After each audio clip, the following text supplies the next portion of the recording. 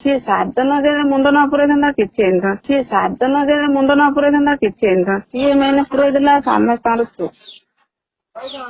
କହିଲା ସେ କଣ ମାରି ଦଉଥିଲା ନା କଣ? କେଇଟାକୁ ମାରୁଥିଲେ ଧମକି? ମତେ ମାରି ପାରୁନାହାନ୍ତି।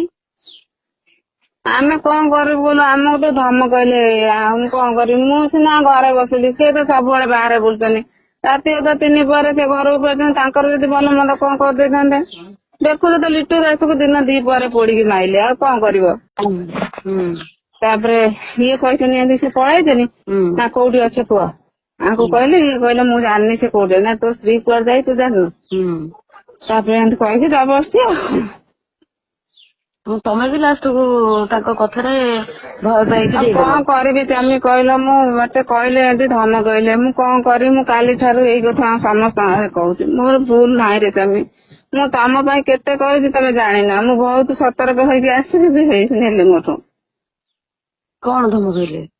କହିଲେ ବା ଏଇଆ, କହିଲେ ଭଲ ମନ୍ଦ ଯାହା ହବ ଆଉ ବୁଝିବନି ସେତେବେଳକୁ ତମେ ଦେଇଛ ମାନେ ଦବ। ଦବନି କଣ ପାଇଁ?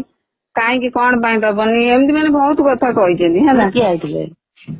ସେ ସବୁ ସେ ଯୋଉ ସେଡକା ପିଲା ବା ସେଇ ନୂଆ ଗାଁ ଧନିଆଗଡା ପିଲା ସବୁ। ସେ ସବୁ ସେ ଧନିଆପଡା ନୂଆ ଗାଁ ପିଲା 5 ଜଣ ତ ଆଉ। ମତେ ତ କହିନ ସାଇନ୍ ଦେଇଛ ବୋଲି। କହିନି, ଫୋନ ପାଖରେ ନାହିଁ। ଇଏ ଫୋନ କରିଥିଲେ ମୁଁ କହିଥାନ୍ତି। ତାପରେ ଇଏ ବି ସକାଳୁ ଆଉ ଫୋନ କରିନାହାନ୍ତି। ମୁଁ ଏଇନା ଗାଧେଇ ଆସିଥିଲି ଫୋନ କରିଥାନ୍ତି ସେ ଭାଉଜ ମୋବାଇଲ ରେ। ତାପରେ ଆଙ୍କୁ କହିଥାନ୍ତି, ଇଏ ତ ଏଇ ସାଙ୍ଗେ ସାଙ୍ଗେ ଫୋନ କଲେ। ଆଉ ମୁଁ କଣ କରିବି ସ୍ୱାମୀ? ମତେ ଯେତେ ଭୁଲ ବୁଝୁଛ ବୁଝ ପଛେ ମୁଁ ତମ ପଟୁଆ ଥିଲି ହେଲା। ମୁଁ ସପଟରେ ସବୁଦିନ ଅଛି। ଦେଇକି ବି ଦସ୍ତଖତ ତମ ପଟରେ ଅଛି, ଏଇଟା ମନେ ରଖ। ଦସ୍ତଖତ ନେଇଗଲେ ଆଉ କଣ କହିଲେ? କହିଲେ କେତେ କଥା କହିଲେ ଆଉ ଯିବା ପାଇଁ କହିଲେ ଏଇଠି ସେଠେଇକି ଏମିତି କହିଲେ। ମୁଁ କୋଉ କଥା ରାଜି ହେଲେନି। କହିଲେ ଆଉ ତମେ ଦସ୍ତଖତ ଦେଲା ଆଉ ମୁଁ କହିଲି ହଉ ତମେ ଯାଅ।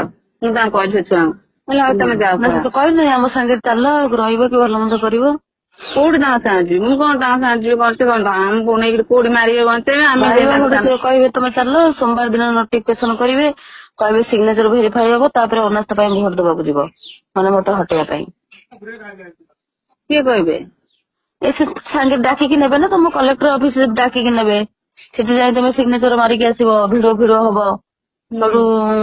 ତାପରେ ଏପଟେ ତ ଲୋକ ଲଜ୍ଜା ନିଜ ୱାର୍ଡରେ ନିଜ ଗାଁରେ ଲୋକ କଣ କହିବେ ସେଇଟା ବି ନିଜ ଭାବିକି ଚାଲ। ଲଜ୍ଜା ତ ନିଜ ଲଜ୍ଜା, ଘର ପାଖ ଲୋକ ହେଇକି ଦସ୍ତଖତ ଦେଲୁ ଆଉ ନିଜ ଲଜ୍ଜା ନୁହଁ ଆଉ କଣ?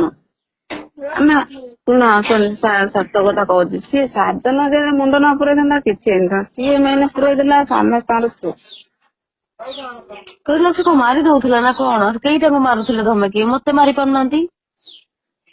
ଆମେ କଣ କରିବୁ ବୋଲ ଆମକୁ ତ ଧମକେଇଲେ ମୁଁ କଣ କରିବି? ମୁଁ ସିନା ଘରେ ବସିଲି, ସିଏ ତ ସବୁବେଳେ ବାହାରେ ବୁଲୁଛନ୍ତି।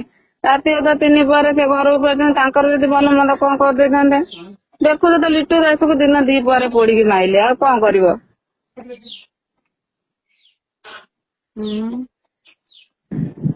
ମୁଁ କବି କଣ କାହା କରିବି? ସହିତ କଥା ହେଇଛ ନା ହେଇନ? ଆଁ? କବି କାହା ସହିତ କଥା ହେଇଛ ନା? ନାଇଁ କାହା ସାଙ୍ଗରେ କଥା ହେଇନି। ମୁଁ କାହା ସାଙ୍ଗରେ କଥା ହେଇନି। ଖାଲି ଏଇଠି ଅଛି। ମୁଁ ଏଇ ସେଇ କଥା କହୁଥିଲି। ମୁଁ କହିଲି ବୋଉ ଭାଇଙ୍କ ସାଙ୍ଗରେ କଥା ହେଇଥାନ୍ତି, ସିଏ ଫୋନ କଲେ।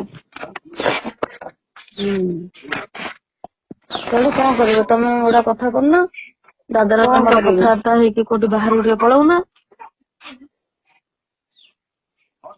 କାରଣ ମେନ୍ ସିଗ୍ନେଚର ଭେରିଫିକେସନ ଟା ହବ ନା, ସେଠିକି ନଗଲେ ବି ଜିନିଷ ଟା ଇଏ ହେଇପାରିବ। ତାପରେ ଭୋଟିଂ ଫୋଟିଂ ହବ। ଦସ୍ତଖତ ଆମେ ଦେଇ ସାଇଲେଣି, ସେଥିପାଇଁ ଯଦି ନ ଯିବି କଣ କରିବି? ମାରଧର କରିବେନି। ମାରଧର ତମେ ବାହାରକୁ ପଳଉନ 2 ଜଣ ଯାକ ମୋବାଇଲ ସୁଇଚ୍ ଅଫ୍ କରିକି। ଆସିଲେ ଫେଣେ ସିନା ପଳେଇବି ଏବେ। ଆସିଲେ କଣ କରିବେ? ଆସିଲେ ତମେ କଣ ଭାବୁଛ ତମକୁ ମାରିଦେବେ ନା କଣ ଭାବୁଛ? ଆଜିକାଲି ସେ ଯୁଗ ନାହିଁ ଆଉ। ମତେ କଣ ଧମକଉନାହାନ୍ତି, ମତେ କେତେ ହେଲେ ମାରି ଦଉଛନ୍ତି। ମୁଁ ଏଇ କଥା ଏଇଠି କହୁଛି ତମ ଆମର ଭଳିଆ ସାହସୀ ଲୋକ ଯଦି ଡରିବ, ମୁଁ ଆଉ କଣ କହିବି କହିଲ? ମୁଁ ବହୁତ ସାହସ କରିଛି। ମିଛ ନୁହଁ, 5 ଦିନ କାଳ ମୁଁ ତାଙ୍କୁ ରିଟର୍ଣ କରିଛି। 5 ଦିନ ରାତି 3ଟା 2ଟା ଯାକେ ବି ମୁଁ କାନ୍ଦି ରହିଛି। ଫେରେଇ ହେଇପାରିଲା ନାହିଁ। ସେ ଧମକେଇଲେ ଯେତେବେଳେ ମୋ ସ୍ୱାମୀ ଟାକୁ ଯେତେବେଳେ ଭଲ ମନ୍ଦ କରିଦେବେ, ମୁଁ କାହା ନେଇ ଚଳିବି କହିଲ?